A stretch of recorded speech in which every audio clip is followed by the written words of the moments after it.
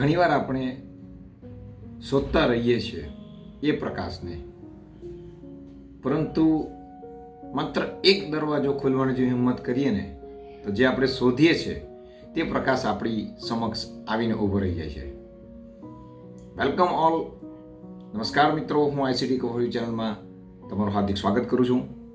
Welcome again new viewers and subscribe viewer. જેમણે આ channel subscribe કરી છે તેમનો પણ આભાર અને નવા વ્યુઅર્સનો પણ આભાર. આજે હું તમને એક યુવાનની વાર્તા કહું જે વર્ષો સુધી અંધકારથી ડરતો રહ્યો. એક દિવસ તેને સમજાયું કે અંધકાર તેની સમસ્યા ન હતી, તેનો ડર જ સૌથી મોટી એના માટે સમસ્યા હતી. એક યુવાન એક જૂના મકાનમાં રહેતો હતો. મકાનના એક ખૂણામાં એક રૂમ હતો, કાયમ માટે બંધ રહેતો, કાયમ અંધારું જ, કોઈ રહેવાવાળું ન હતું. લોકો કહેતા હતા એ રૂમમાં કંઈક ભયાનક છે, હોરર. વર્ષો સુધી એણે દરવાજો ખોલવાની હિંમત જ ન કરી, કારણ કે ડર હતો ને અંદરથી. કંઈક નીકળ્યું તો અંદરથી, કંઈક મારી પર આવી પડે તો. દરરોજ તે દરવાજા સામે પસાર થતો અને મનમાં ડર વધતો જતો. જેમ જેમ સમય વધતો ગયો તેમ ડર પણ વધતો ગયો. જેટલો સમય પસાર થયો તેટલો ડર પણ પસાર થયો, પરંતુ ડર મોટો બનતો ગયો. એક દિવસ જીવનમાં ઘણી નિષ્ફળતાઓ પછી તે વિચારવા લાગ્યો.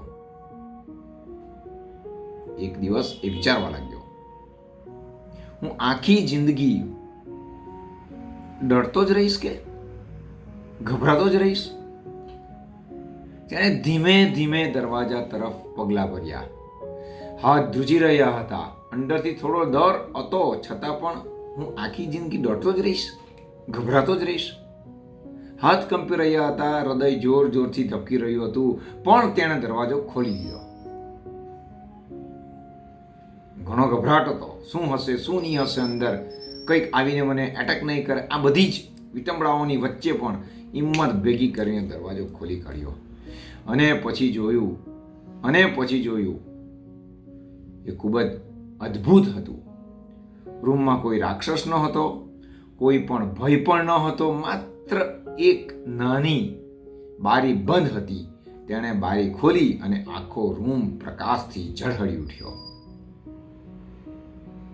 હિંમત ભેગી કરીને તો પ્રકાશના દર્શન થયા એને. મિત્રો, ઘણીવાર જીવનમાં પણ આવું જ થાય છે. જે બાબતથી આપણે સૌથી વધુ ડરી રહ્યા છીએ તે ઘણીવાર વાસ્તવિકતા કરતા આપણા મનમાં આપણે જાતે એનો ડર વધારે ઊભો કરેલો હોય છે. આમ થશે તો શું? ઓવર થિંકિંગ ખૂબ જ અસાધ્ય રોગ છે. લોકો શું કહેશે, હું આમ કરીશ તો આમ થશે. આ બધા જે વિચારો આપણી તાકાતને, આપણા મનને અસર કરી જાય છે. અસરકારક લાઈન હવે સાંભળજો. ડર અંધકાર જેવો છે, જ્યારે હિંમત એક દીવો છે. ઘણીવાર સમસ્યા મોટી હોતી જ નથી, પરંતુ આપણે એને ભય, ડરને કારણે મોટી બનાવી દઈએ છીએ. જે દરવાજા ખોલવાની હિંમત કરે છે ને તે જ નવી દુનિયા જોઈ શકે છે. આરામનો વિસ્તાર સુરક્ષિત હોઈ શકે, પરંતુ ત્યાં વિકાસની અધોગતિ છે. યાદ રાખજો, ફરી પાછું બોલું છું.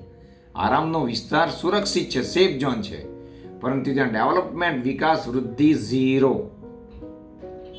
દરેક બાબતમાં સંતોષી રહેજો, પરંતુ વિકાસની બાબતમાં, આગળ વધવાની બાબતમાં સંતોષી ન રહેતા. જીવન બદલવા માટે ક્યારેક માત્ર એક હિંમતભર્યું પગલું જ પૂરતું હોય છે. કેટલાક લોકો પોતાના સપના માત્ર ડરના કારણે છોડી દે છે. કેટલાક લોકો પોતાની પ્રતિભા છુપાવી રાખે છે. કેટલાક લોકો નિષ્ફળતા પછી પણ પ્રયાસ કરતા નથી. યાદ રાખજો, દરેક મોટી સફળતાની પાછળ એક ક્ષણ અગત્યની હોય છે. જ્યારે કોઈએ પોતાના ડર કરતા પોતાના સપનાને મોટું માન્યું, ત્યારે એ વ્યક્તિ સફળ થઈ શકી છે. દરેક મોટી સફળતા પાછળની એક ક્ષણ જે આપણે કિંમતી અને તે ડરને હરાવીને આગળ વધ્યા હોય તે જ અગત્યની હોય છે.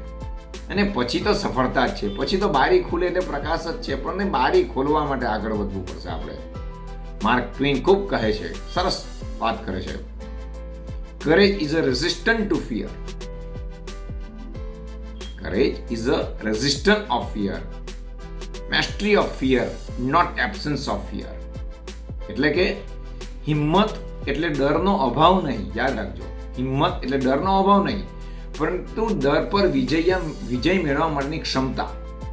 હિંમત એટલે ડરનો અભાવ નથી, પરંતુ ડર પર વિજય મેળવવા માટેની ક્ષમતા.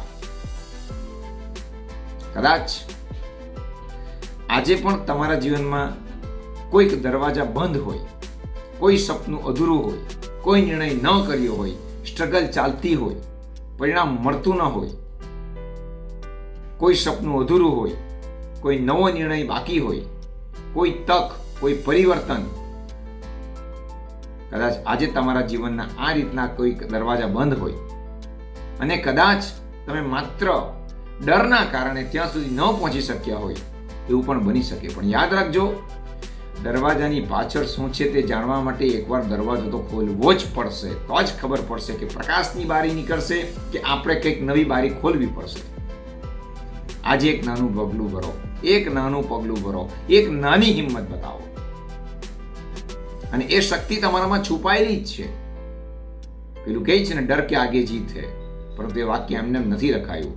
તેને માટે એક નાની હિંમત, એક નાનું ડગલું જરૂરી છે.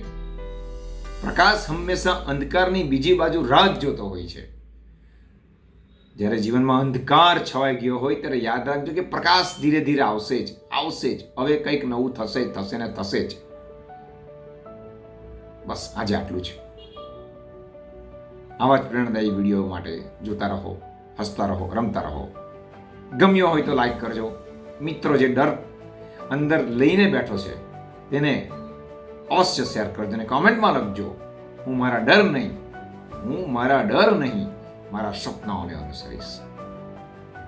જેમણે આ ચેનલ સબસ્ક્રાઈબ કરી છે એમનો ખૂબ ખૂબ આભાર. જે નવા વ્યુઅર્સ છે, જેમણે પોતાનો પ્રેમ વરસાવ્યો છે, લાગણી વરસાવી છે, તેમનો પણ ખૂબ ખૂબ આભાર. અને નવા મિત્રો આ રીતની લાગણી વરસાવતા રહેશે. Purpose is fear, not fear. હંમેશા આ જ રીતના વિડીયો માટે જોતા રહો, હસતા રહો. બાય, ટેક કેર, આવજો.